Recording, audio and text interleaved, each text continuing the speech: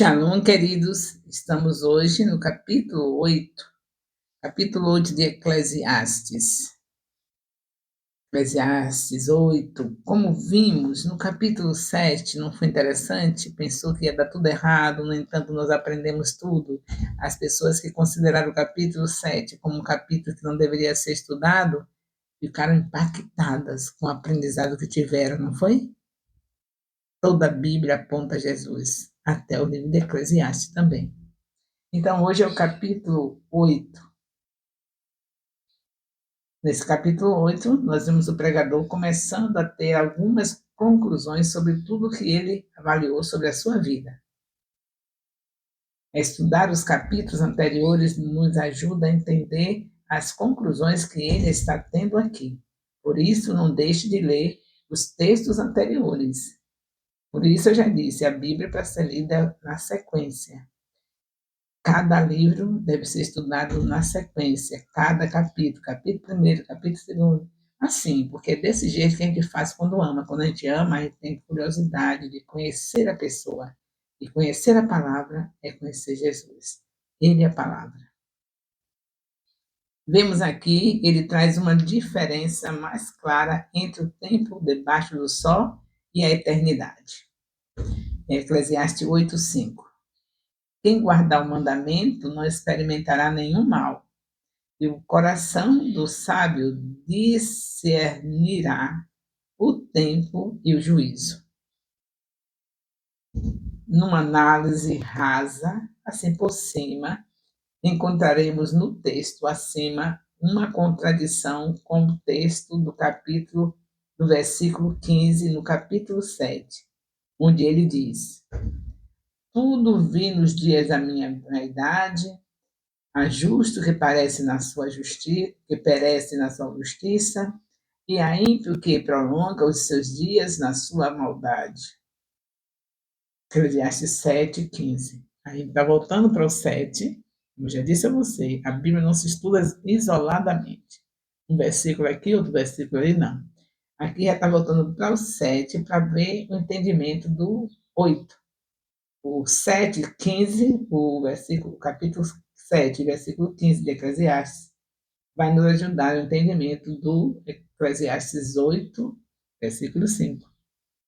Quem guarda o mandamento não experimentará nenhum mal, e o coração do sábio discernirá o tempo e o juízo. Eclesiastes 8:5, repetindo.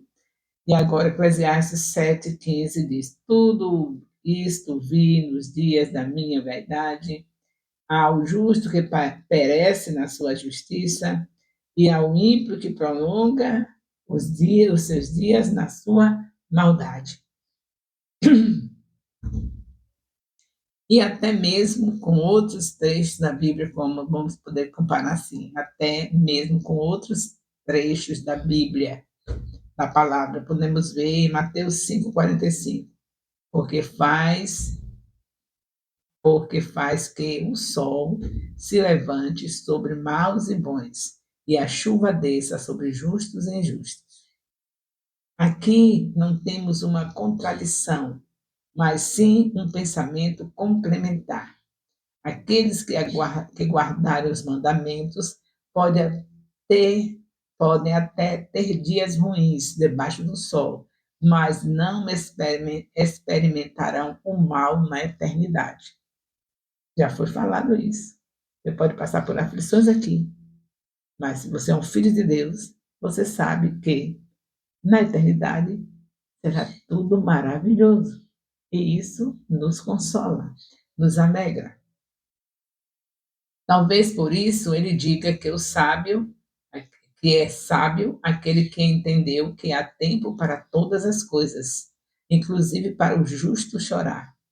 Mas vai saber para o justo chorar, vai saber discernir qual tempo ele está vivendo, o tempo onde nossa fidelidade trará o fruto, será principalmente na eternidade. Então, você que é justificado pelo sangue de Jesus, no momento do sofrimento, você tem entendimento. Você sabe que todas as coisas, inclusive para nós, justos, que choramos, nós vamos ter o discernimento do tempo que estamos vivendo. Há tempo para chorar, há tempo para sorrir. É isso que o pregador de Eclesiastes diz. Há tempo para tudo. Então, se hoje você está chorando porque você não soube ter o tempo da maneira adequada, saber repartir os momentos do seu dia de uma maneira adequada, entenda que você está chorando por isso. Se você souber dar prioridade, saber o que é prioridade, não vai ter choro.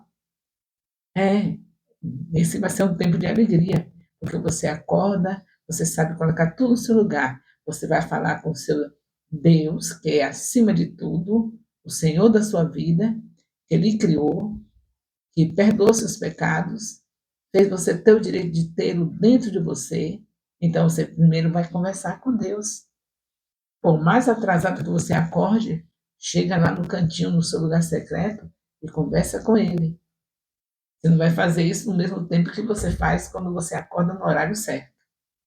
Mas vai lá, dizer, Senhor, hoje o Senhor permitiu, não era da tua vontade que eu não tivesse esse tempo com o Senhor agora pela manhã, mas o Senhor permitiu que eu acordasse, não era a sua vontade, mas permissão. Eu te peço perdão porque eu não me esforcei para dormir mais cedo, para no horário mais cedo eu estar aqui com o Senhor, que é o melhor horário que o Senhor gosta de nos falar. Pede perdão, diz que Ele é lindo, maravilhoso, que Ele é onipotente, onisciente, onipresente, mas não deixe de saber que tem que dividir o seu dia por hierarquia. Primeiro Deus, o tempo todo Deus, mas primeiro aquele momento da intimidade com Ele. Depois, sua família.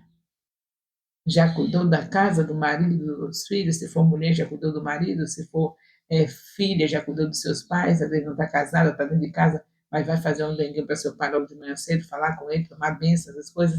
Então, a família. Depois, então, você senta, deixa as coisas lá como estão, já cuidou da família, café da manhã, tudo direitinho, senta, deixa as coisas como estão, não se precipite, saiba dividir os horários do seu dia.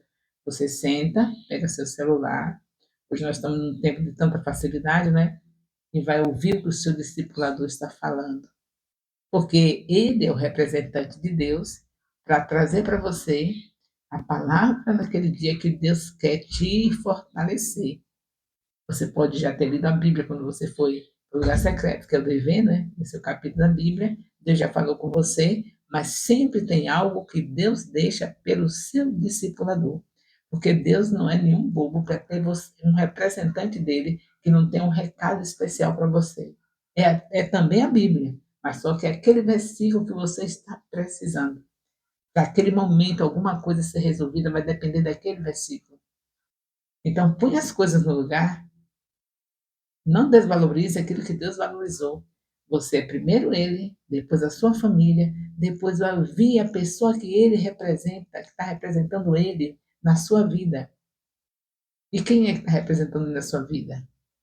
Seu discipulador, que eu espero que seja os apóstolos, os seus pastores, e esse discipulador pode ser apenas o apóstolo, pode ser apenas um pastor, um bispo, um seminário, um missionário, pode ser um deles. Mas você sabe como é a hierarquia? O apóstolo de um ministério, quando tem apostolado no ministério, sempre deve verificar o que o apóstolo está falando. Se ele for o seu próprio discipulador, você já sabe que ele pode ter uma palavra especial, além daquela que está no capítulo que é para estudar na semana. Vá colocando as coisas no lugar. Não é somente um capítulo, mas ele tem uma palavra da parte de Deus, que é Bíblia também, mas que é algo especial para aquele dia. Todas as vezes que eu vou para ouvir que eu ouço os nossos discipuladores também, antes de falar com vocês, é claro, faça na hierarquia. Primeiro Deus, a minha família, depois o meu discipulador, para depois falar com vocês. A vida é assim, só até no inferno tem hierarquia. Mas não nos interessa porque nós não vamos para lá. Mas no céu tem hierarquia e na terra tem hierarquia e nós precisamos entender que o nosso Deus é um Deus de hierarquia. cada coisa no seu lugar. Então, pronto, se tem apóstolo no seu ministério, então, mesmo você tendo um discipulador que não seja os apóstolos, você precisa ouvir o que Deus tem para falar através dos apóstolos. E aí, vamos prosseguindo, ouvindo Deus. Sempre vai ter a direção do Espírito Santo através dessas pessoas para o que você vai fazer durante o dia. E Deus também fala com você. Só que você não deve ser uma pessoa arrogante. Deus falou com você o quê? Você vai para os seus líderes e diz: Deus falou comigo isso. Ele pode julgar, saber se realmente foi Deus ou foi só coisa da sua cabeça. Lembre que eles estão acima de vocês. Deus deu algo mais a você. Deus deu algo mais aos apóstolos do que a você. Deus, se você não é nenhum título ainda, o título faz diferença. Deus não é Deus de brincadeira. Ele deixou apóstolos, deixou pastores, deixou profetas, ele deixou aqueles que ficam sobre nós. Se nós não estamos ainda com nenhum desse título, somos filhos de Deus e isso já é muito importante, é o mais importante, porque se um apóstolo não for um filho de Deus, for um fingido ou hipócrita, também não vai adiantar nada o título dele. Mas se você não é nada, não tem título nenhum, mas você é um filho de Deus, você sabe que é importante, mas sabe muito bem que o seu Deus, que fez de você filho através de Jesus Cristo, lhe ensinou a respeitar a hierarquia. E aí seu dia vai ser maravilhoso. O nosso problema é de estar chorando é porque faz os tempos trocados. Há tempo para tudo, não troque o tempo. Faça tudo no lugar certo, para você não estar chorando fora de hora. Porque é tempo de chorar, se tem. Mas tem gente chorando por coisa que não devia estar chorando. E aí você analisa se é o tempo de você estar chorando, ou se é o tempo de você estar sorrindo. Se você estiver seguindo tudo direitinho, como a palavra diz, obedecendo, seguindo tudo direitinho, ouvindo o que Deus tem para falar, logo vai falar com Deus diretamente, que você tem o Espírito Santo e pode e deve, depois sua família, depois seus líderes, e você ainda vai ter choro fora de hora? Você vai chorar quando tiver uma perda, que nós estamos num mundo com aflição, aí tem sempre um dia na vida que a gente perde alguém entre querido, pode chorar por um diagnóstico, que nós estamos no mundo, e podemos adquirir enfermidades, e a gente pode chorar por um diagnóstico, sabendo que todos esses choros são passageiros, porque o próprio Deus diz que o choro pode durar uma noite, mas a alegria vem amanhecer.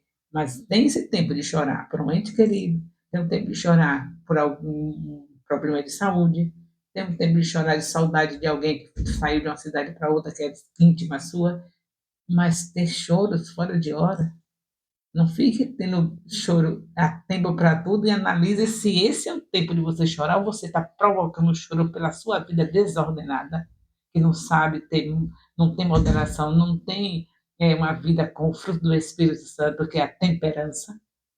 Pode ser por isso. Há tempo para tudo, há tempo de analisar também se o seu choro é um choro que deveria estar passando porque é normal passar por aflições ou é um choro que você provocou. E aí depois fica se queixando da vida.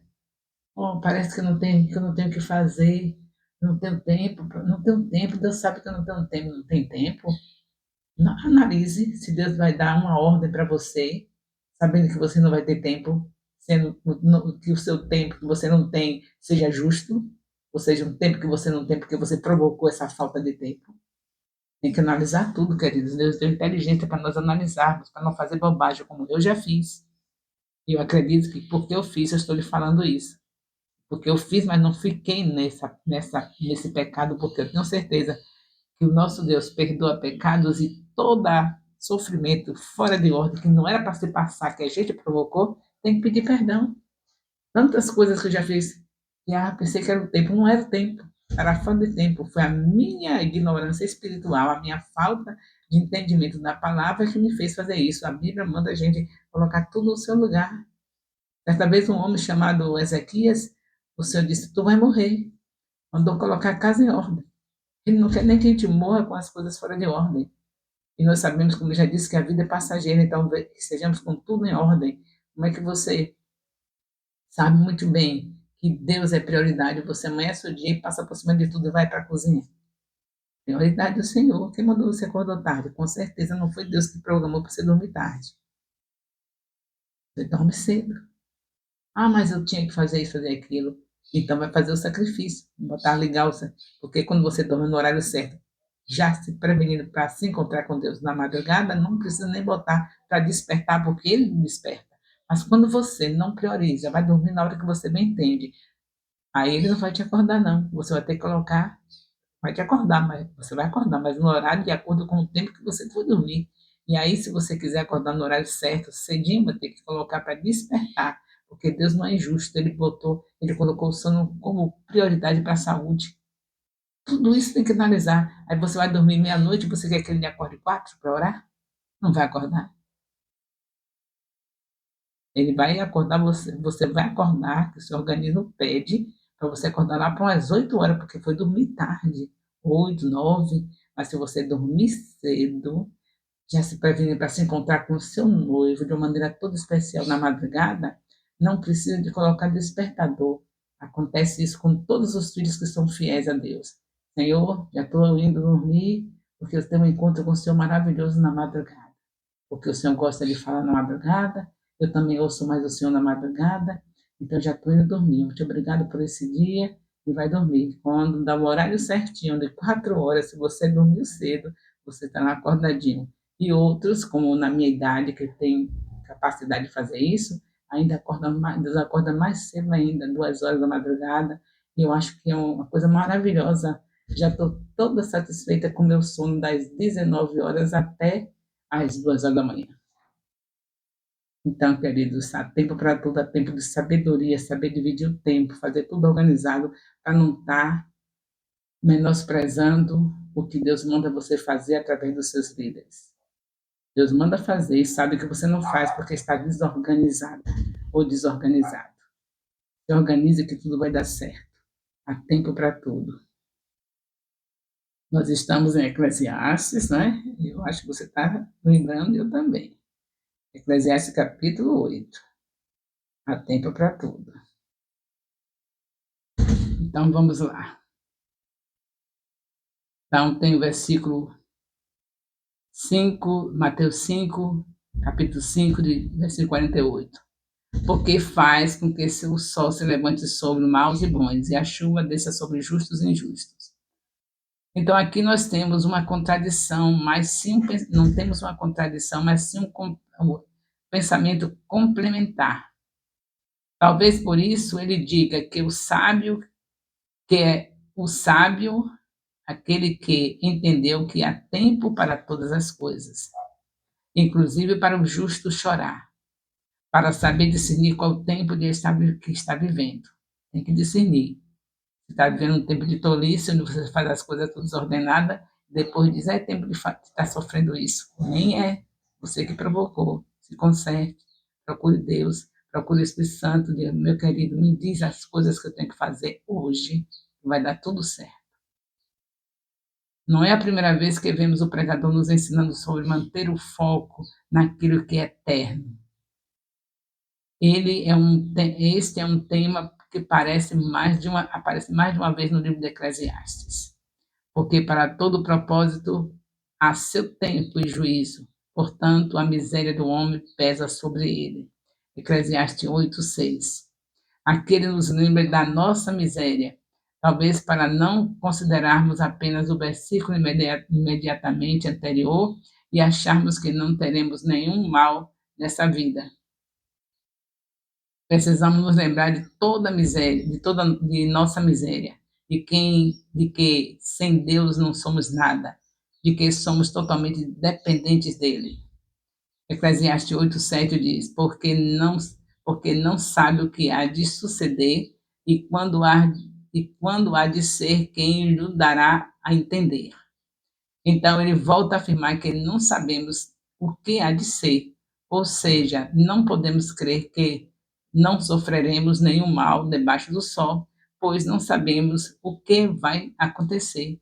Sabemos apenas que se guardarmos os mandamentos, estaremos livres da ira divina no dia do juízo. Isso é que nós temos certeza. Se guardarmos, fomos amigos dele, Jesus disse, sois meus amigos, se fizerem o que eu vos mando. Ele disse, fazei discípulo, faça. E acabou a conversa. Não importa quais são as circunstâncias que você está vivendo. Ele disse, sereis meus amigos, se fizer o que eu vos mando, então faça. E não tenha temor do seu futuro. Saber que o seu futuro é com o seu amigo, aquele que você obedece. E aí você sabe muito bem que o futuro é uma cidade que não precisa de luz, porque ele é a luz.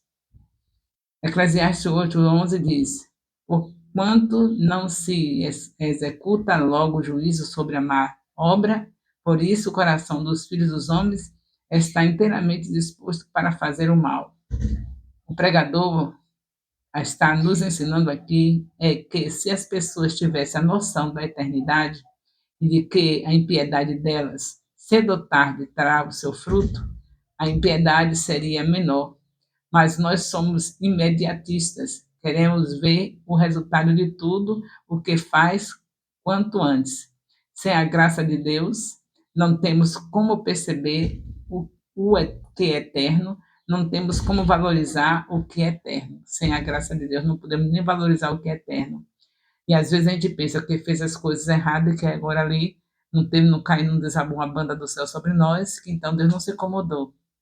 Preste atenção, nem sempre vem logo o resultado. Então veja o que você está plantando. Você está pensando que não vai acontecer nada porque Deus não caiu, não lançou a banda do céu sobre você? Se você estiver estudando a palavra de Gênesis e Apocalipse, você vai ter esse entendimento de que não cai a banda do céu nem sempre. Quantos pecaram tanto tempo? E quando foi ver, as consequências foi bem lá adiante. Então não se iluda. Ah, eu estou fazendo. Fulana, a minha pastora me ensinou que era para ser assim, mas eu estou fazendo do jeito que eu estou entendendo e acabou. E não estou vendo nada demais. Deus nem está fazendo nada, nenhum castigo para a minha vida. É sinal que o que ela ensinou não tem tanta importância assim. Ah, mas tem que ser assim. Não, não tem que ser assim. Eu sei minha vida, eu sei o que eu preciso e vou fazendo do meu jeito. Deus não está me castigando por isso, não. Aguarde. Saiba que há tempo para tudo. Não é verdade? Deus também tem os tempos dele. Com Ananias e Safira, em plena nova aliança, em frente de Pedro, foram fulminados porque mentiram ao Espírito Santo. E o Espírito Santo está dentro do seu líder, e você mente, está mentindo não só para o líder, mas para o Espírito Santo também. Então, Deus de surpresa, em plena nova aliança, quando a gente não vê mais essas coisas, né? O casalzinho fulminado no meio da igreja. Então, você nunca sabe como é que Deus vai agir. Ele tem um tempo dele para cada pessoa. Cada pessoa é de um jeito. Mesmo na nova aliança, tem algumas situações terríveis. Você vê que pessoas fazem as coisas todas e não vê logo o resultado. Faz o que bem entende. E lá adiante, a gente nem sabe por quê, nem deve procurar saber. Não fique dizendo, oh, foi porque fulano fez isso tal dia com a líder tal. Foi porque fez isso com o pastor tal. Foi porque fez isso com a pastor. Nem fique dizendo, porque você não sabe de nada. Só sabe que estamos colhendo, se não for prova, naquilo que estamos passando, é a colheita do que plantamos. Não sabemos nem quando foi, muitas vezes. Demorou tanto, não foi? Mas Deus não deixa ele cobrar. A palavra dele não volta vazia, ele diz que se plantar, vai colher. Às vezes a colheita demora, quando você recebe, não está nem lembrando o que foi que fez, né? Ai, meu Deus. Então vamos ter cuidado. Sempre meditando na palavra dia de noite, escondendo a palavra no coração, tenha certeza que você não vai pecar contra o Senhor. O salmista fala isso. Então, continue no seu discipulado de 7 dias, continue meditando na palavra em 3 capítulos da sua casa, tendo culto doméstico com a sua família, reúna ou pela manhã ou pela noite para o culto doméstico, ou até mesmo no meio-dia, parar com toda a família para meditar na palavra, para não pecar contra o Senhor, porque você nunca sabe quando vem a colheita. E o pior de tudo, quando ela vem na velhice, porque velhice já é uma coisa que a gente está frágil, né? Fragilidade. E aí vem aquela onda de tudo que plantou na velhice. Meu Deus, é terrível demais. Eu tenho algumas coisinhas que eu plantei agora na velhice, que graças a Deus, pela misericórdia do Senhor, não foram pesadas não. Mas mesmo assim eu digo ao Senhor, eu não devia ter feito isso. Oh, meu Deus, agora na minha velhice, né? Eu já estou achando assim, a célulazinha meio cansada. Ainda é esse problema, minha colheita daquilo que eu fiz. E olhe bem, viu? Qualquer colheita do mal incomoda. Então não faça nada, procure o tempo todo glorificar, exaltar o nome do Senhor em tudo quanto fizer, porque a ordem é essa, que comamos, que bebamos, façamos tudo para a glória de Deus. É essa a ordem do Senhor. Então pronto. Que comamos, que bebamos, que tenhamos que ler 3 capítulos por dia, ou que seja 10, façamos para a glória de Deus. É a palavra dele. O importante é que você leia com amor, porque você vai ler, porque alguém está mandando, vai dar no mesmo. Vai dar problema também. Está plantando mal também. Se você não obedece, está plantando mal. E se você obedece com o coração magoado, chateado, xingando quem está te mandando fazer aquilo que é para o seu bem, vai dar problema também. Então, resolva com o Espírito Santo isso. Senhor, eu sei que não é fácil pegar 3 capítulos da Bíblia por dia com tanta coisa maravilhosa na minha cabeça. Oh, quanta coisa boa estou pensando, fazer aquela comida deliciosa para o jantar, aquele tempo todo trabalhando, quando chegar depois ainda ter que ficar com meus filhos fazendo culto doméstico, ensinando a Bíblia, meu Deus. Sentar com meu marido, ouvir meu marido ficar falando de Bíblia, meu Deus. Ou então o marido ficar chateado porque tem que sentar com a mulher e os filhos. Não vai adiantar. Agora, se você entender que Jesus na sua casa é a palavra reinando, não é a palavra num estante, é a palavra sendo lida, estudada e meditada, aí faça. Mas se você está achando que é supérfluo, então seu discipulado está sendo em vão, e lá adiante você vai estar colhendo o que plantou. Isso eu não posso negar. Eu também estou colhendo os meus plantios, do tempo que eu fiquei com a palavra na estante. O chão estava duro. Não foi agora, faz tempo isso. Mas eu fiquei com o chão duro também. Por isso, aquele que erra e confessa seu pecado e deixa, deve ter a sabedoria de falar para que os outros não façam, porque cada um que sofre a consequência do seu pecado sabe como é duro a gente colher um plantio maligno, né? Brincadeira. E se a gente sabe que os outros, tem outras pessoas fazendo o mesmo, e a gente não fala para alertar, a gente está pecando novamente. Por isso que eu falo meus pecados. Eu também passei um tempo assim, e eu sei como é dureza você se afastar da palavra, você ler a palavra somente quando chega no templo. Meu Deus do céu, isso é um pecado terrível. Isso é hipocrisia. Como é que eu tenho uma coisa que eu amo e só vou ver quando as outras pessoas estão vendo? Ah, porque todo mundo está lendo aqui, que beleza, eu vou abrir minha Bíblia para ler também. Isso é terrível, queridos. Vamos meditar de dia e de noite, vamos glorificar o Senhor pela chance que Ele está nos dando e nos despertar para o mais lindo que existe, viver com Ele diariamente, meditando na palavra de dia e de noite. O amor de Deus, nosso Pai, a graça salvadora do nosso Senhor Jesus Cristo, a comunhão do Espírito Santo, seja com todos os discipuladores e discípulos do Ministério Internacional Filhos de Jerusalém, desde agora e para sempre. Amém. Louvado seja Deus.